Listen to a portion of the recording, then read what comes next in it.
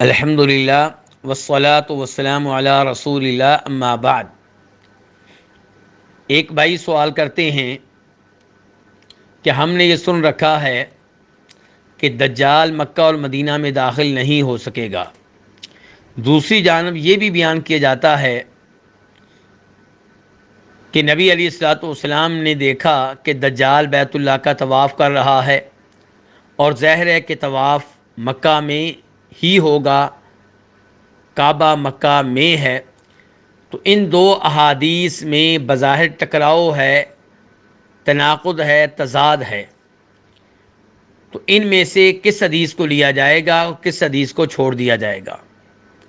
تو گزارش یہ ہے کہ دونوں احادیث میں کوئی ٹکراؤ نہیں ہے، کوئی تضاد اور تناقض نہیں ہے۔ نبی علیہ الصلوۃ والسلام کی بیان کردہ احادیث اگر آپ سے ثابت ہو جائیں، ان کی نسبت آپ کی طرف درست ہو، تو ان میں کبھی ٹکراؤ نہیں ہو سکتا، کیونکہ آپ کے خواب وہی پہ مبنی ہوتے ہیں اور وہی میں کبھی بھی ٹکراؤ نہیں ہو سکتا۔ جہاں تک تعلق ہے اس بات کا کہ دجال مکہ میں داخل نہیں ہو سکے گا، تو یہ بات بالکل ٹھیک ہے۔ امام بخاری رحمہ اللہ روایت کرتے ہیں جناب انس بن مالک رضی اللہ تعالیٰ عنہ سے کہ نبی کریم صلی اللہ علیہ وسلم نے ارشاد فرمایا کہ دجال مکہ اور مدینہ کے سوا ہر شہر میں داخل ہوگا۔ اس حدیث کا نمبر 1881 ہے، 1881۔ دوسری جانب نبی علیہ الصلوۃ والسلام کی صحیح حدیث ہے کہ آپ نے خواب میں دجال کو بیت اللہ کا طواف کرتے ہوئے دیکھا ہے۔ چنانچہ مسلم شریف میں امام مسلم کی حدیث لے کر آتے ہیں، اور اس کا نمبر 171 ہے، 171۔ اور یہ حدیث بخاری شریف میں بھی ہے، اور وہاں پہ اس کا نمبر ہے 3441، 3441، کہ جناب عبداللہ بن عمر کہتے ہیں کہ نبی علیہ الصلوۃ والسلام ارشاد فرماتے ہیں کہ میں نے اپنے آپ کو نیند کی حالت میں بیت اللہ کا طواف کرتے ہوئے دیکھا، تو اچانک ایک آدمی، اس کا رنگ گندمی ہے، اس کے بال سیدھے ہیں، دو آدمیوں کے درمیان ہے، اس کے سر سے پانی کے قطرے ٹپک رہے ہیں۔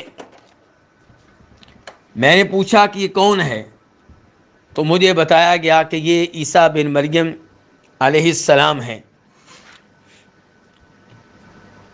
پھر ایک اور آدمی، اس کا رنگ سرخ ہے، جسم بھاری ہے، بال گنگریالے ہیں، آنکھ کانی ہے، جیسے ابھرا ہوا انگور کا دانہ ہو۔ میں نے پوچھا یہ کون ہے؟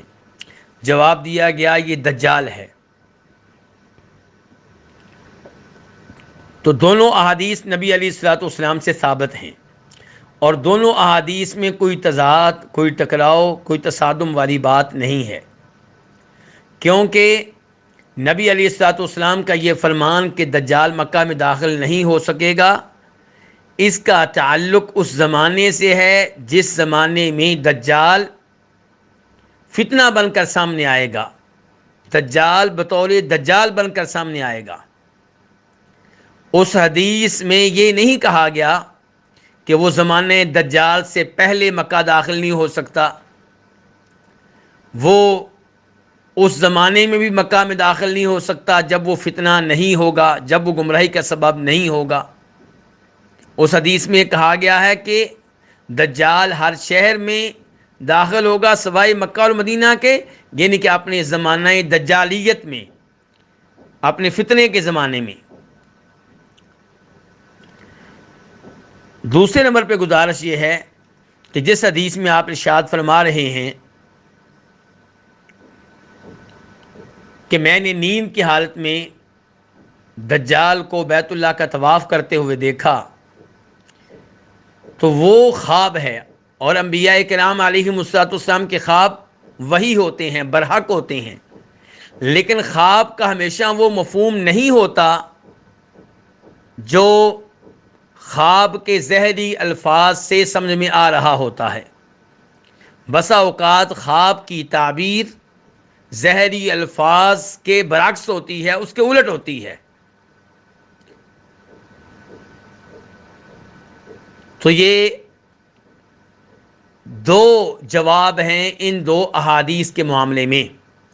یعنی کہ پہلی بات یہ ہے کہ دجال یقیناً مکہ و مدینہ میں داخل نہیں ہو سکے گا، اور جو آپ نے طواف کرتے ہوئے دیکھا ہے تو ممکن ہے کہ وہ اس کے دجال بننے سے پہلے کا واقعہ ہو. اور دوسرا جواب یہ ہے کہ خواب والی حدیث میں یہ جو کہا گیا ہے کہ وہ بیت اللہ کا طواف کر رہا ہے، ممکن ہے اس خواب کی تعبیر کچھ اور ہو. واللہ تعالی اعلم. ویڈیو کو اپنے دوستوں کے ساتھ ضرور شیئر کیجیے گا، اور اگر آپ نے ابھی تک ہمارا چینل سبسکرائب نہیں کیا تو فوراً سبسکرائب کیجیے، ساتھ ہی بیل آئیکن پر کلک کریں تاکہ مزید آنے والی ویڈیوز جو ہم وقتاً فوقتاً آپ کے لیے اس چینل پر اپلوڈ کرتے ہیں وہ آپ کو وقت پر ملتی رہیں اور آپ ان سے مستفید ہوتے رہیں. اگلی ویڈیو تک ہمیں دیجیے اجازت، اپنا خیال رکھیے گا. اللہ حافظ.